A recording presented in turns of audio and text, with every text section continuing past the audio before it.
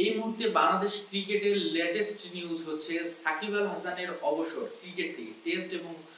টি-20 থেকে। সেখানে তিনি কানপুরে প্রেস ব্রিফিং করে গণমাধ্যমের সামনে তিনি সে ঘোষণা দেন এবং সেখানে তিনি বলেন যে ইতিমধ্যে তিনি তার শেষ টি-20 ম্যাচটি খেলে ফেলেছেন, যেটা বিশ্বকাপে ছিল, এবং বাংলাদেশ টেস্ট থেকেও তিনি অবসরের ঘোষণা দেন এবং সেখানে তিনি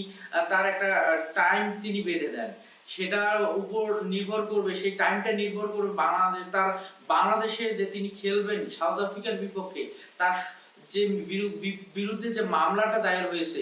সেটা এবং বাংলাদেশে তার রাজনৈতিকভাবে তিনি যে সম্পৃক্ত সেটার উপর ভিত্তি করে তাকে কোনো ধরনের হেনস্থা করা হবে নাকি, সে ধরনের যদি কোনো বাংলাদেশ ক্রিকেট বোর্ড এবং বাংলাদেশের যে অন্তর্বর্তীকালীন সরকার সেই বিষয়ে যদি ইনশিওর করে যে সাকিব আল হাসানকে কোনোরূপ হেনস্থা করা হবে না, তাহলে তিনি হয়তোবা সাউথ আফ্রিকার বিপক্ষে দুটি টেস্ট খেলবেন এবং সাউথ আফ্রিকার বিপক্ষে দ্বিতীয় টেস্টটাই হবে সাকিব আল হাসানের ক্রিকেট ক্যারিয়ার থেকে বিদায়ের যে চিত্রটা আমরা দেখি অন্যান্য কান্ট্রিগুলোতে, যেভাবে মানে একজন বড় ধরনের বড় মাপের খেলোয়াড় যেভাবে বিদায় নেয়, হয়তোবা বাংলাদেশে এই ধরনের সংস্কৃতি আমরা দেখতে পাই না। আমরা যে পঞ্চপাণ্ডব বলে আসতেছি তাদের বিদায়গুলো এরকম হয়তোবা সুখকর হয় না, এবং পঞ্চপাণ্ডবের মধ্যে যে বন্ডিং এর বিষয়টা সেটাও কিন্তু শেষ মুহূর্তে এসে অনেকটা ফাটলের সৃষ্টি হয়। সেখানে আমরা মাশরাফি বিন মুর্তজা, যদিও তিনি হচ্ছে অবসরে ঘোষণা দেননি, কিন্তু তিনি অলরেডি তাকে সেরকম ভাবে অধিনায়ক একজন সিনিয়র ক্রিকেটার হিসেবে সেই মানে সংবর্ধনা দেওয়া হয় বিসিবি থেকে, কিন্তু তিনি এখনো কিন্তু ক্রিকেটার হিসেবে অবসর ঘোষণা করেনি, কিন্তু তিনি ক্রিকেট থেকে একদম ক্রিকেটের বাইরে চলে গেছেন। সেইভাবে দেখি আবার তামিম ইকবালের কথা যদি মনে পড়ে, ওয়ানডে বিশ্বকাপের আগে তিনি ক্রিকেট থেকে অবসরে ঘোষণা দেন, কিন্তু মাঠ থেকে যে ক্রিকেট তাকে বিদায় দেওয়ার যে একটা মানে একটা যে চিত্র, সেটা কিন্তু আমরা বাংলাদেশ ক্রিকেটে সচরাচর সেরকম ভাবে দেখি না এখন পর্যন্ত। এবং সেখানে সাকিব আল হাসান ওয়ার্ল্ডের একজন সেরা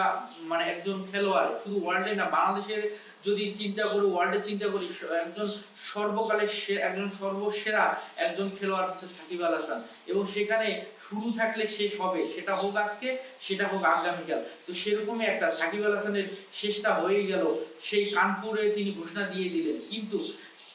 টেস্ট ম্যাচ তিনি কোথায় থেকে ঘোষণা নিতে শেষ করতে যাচ্ছেন, বাংলাদেশের মাঠ থেকে নাকি কানপুরের মাঠ থেকে? যদি বাংলাদেশের সব সার্বিক পরিস্থিতি তিনি তার পক্ষে দেখেন, তাকে কোনো ধরনের হেনস্থা করা হবে না, তাহলে হয়তো তিনি সাউথ আফ্রিকার টেস্টে তিনি অ্যাভেলেবেল থাকবেন এবং সেখানে তিনি সেইভাবে ক্রিকেট বোর্ড থেকে যেভাবে তাকে সম্মাননা জানানো দরকার সেখানে হয়তো সেই প্রস্তুতি নিবে বিসিবি। কিন্তু এখানে বাংলাদেশ ক্রিকেট বোর্ডের উচিত, যেহেতু বাংলাদেশের একজন সেরা খেলোয়াড় এবং সেরা অলরাউন্ডার, যা বাংলাদেশের ক্রিকেটে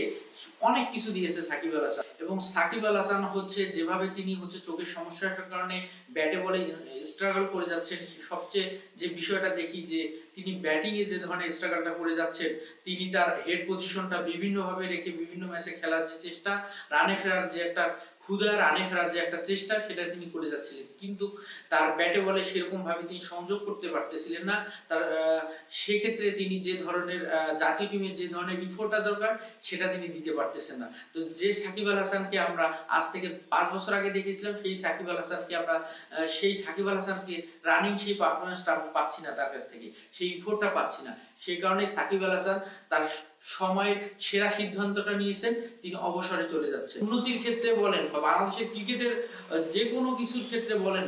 সাকিব আল হাসানের অবদান ভোলার মতো না। সেই জায়গা থেকে সাকিব আল হাসানকে সেভাবে বিদায় দেওয়ার জন্য যা যা প্রস্তুতি নেওয়া দরকার সবকিছুই মনে হয় ক্রিকেট বোর্ডের সেই পদক্ষেপগুলো নেওয়া দরকার, এবং সেটা সাকিব আল হাসানকে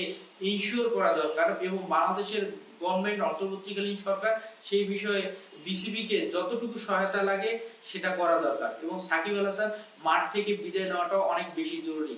যারা আমরা এই প্রজন্মে যারা ক্রিকেটটাকে ফলো করতাম, তারা সাকিব আল হাসান, মাশরাফি, তামিমকে দেখে ফলো করতাম। যদিও আমরা ক্রিকেট অবসরের ক্ষেত্রে মাঠ থেকে বিদায় সংস্কৃতিটা দেখতে পাই না, কিন্তু সাকিবের ক্ষেত্রে যেন সেই সুযোগটা দেওয়া হয়, এবং সেখানে সাকিব আল হাসান মাঠ থেকে বিদায় নিবে, এবং বাংলাদেশের যারা তরুণ ক্রিকেটার যারা ক্রিকেটটাকে ফলো করে, তারা তাদের আইডল সাকিব আল হাসান, সাকিব আল হাসানকে দেখেই তারা ইন্সপায়ার হন, সাকিব আল হাসানকে দেখেই ক্রিকেট খেলার স্বপ্ন দেখেন, সাকিব আল হাসানকে দেখেই ক্রিকেটটাকে ভালোবাসেন, সাকিব আল হাসান দেখে একজন ওয়ার্ল্ডের মধ্যে সেরা ক্রিকেটার হওয়ার স্বপ্নটা বুকে লালন করে, সেই সাকিব আল হাসানের বিদায়টা যেন মাঠ থেকে দেওয়া হয়, সেইটা যেন বিসিবি থেকে ইনশিওর করা হয় তার সবকিছু, এবং তার বিরুদ্ধে যেহেতু একটা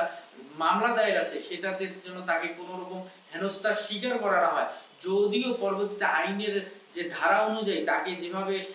তার শাস্তি হওয়া উচিত, বা তার যদি সেই অপরাধ প্রমাণিত হয় তাহলে তার পরবর্তী পদক্ষেপ যেভাবে নেওয়া উচিত সেটা পরের বিষয়। কিন্তু আপাতত সাউথ আফ্রিকার বিপক্ষে টেস্ট খেলার জন্য বা সাউথ আফ্রিকার টেস্টে অ্যাভেলেবেল, সিরিজে অ্যাভেলেবেল থাকার জন্য সাকিব আল হাসানকে এতটুকু তাকে দেওয়া উচিত। তো সবকিছু মিলে সাকিব আল হাসানের জন্য শুভকামনা, এবং বাংলাদেশের পঞ্চপাণ্ডব বলেন, বাংলাদেশের খেলোয়াড়দের মধ্যে যে বন্ডিং এর অভাব সেটা আমরা দেখতে পাই অবসরের ক্ষেত্রে। সেই বন্ডিংটা যদি সবার মাঝে ভালো থাকতো তাহলে হয়তো বাংলাদেশের সিনিয়র ক্রিকেটার বলেন যারাই ক্রিকেট থেকে অবসর নেবে তাদের অবসরের যে চিত্রগুলো আমরা মাঠ থেকে দেখি বাইরের দেশে, অন্যান্য দেশে, তো সেই চিত্রগুলো হয়তো বা বাংলাদেশের সংস্কৃতিতে যোগ হতো বা আমরা ভালোভাবে উপভোগ করতে পারতাম। এবং বাংলাদেশের সাকিব আল হাসান যদি সাউথ আফ্রিকার বিপক্ষে টেস্ট শেষ দ্বিতীয় টেস্টে যদি তিনি যদি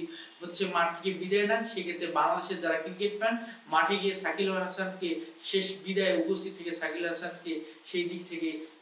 শুভকামনা জানানো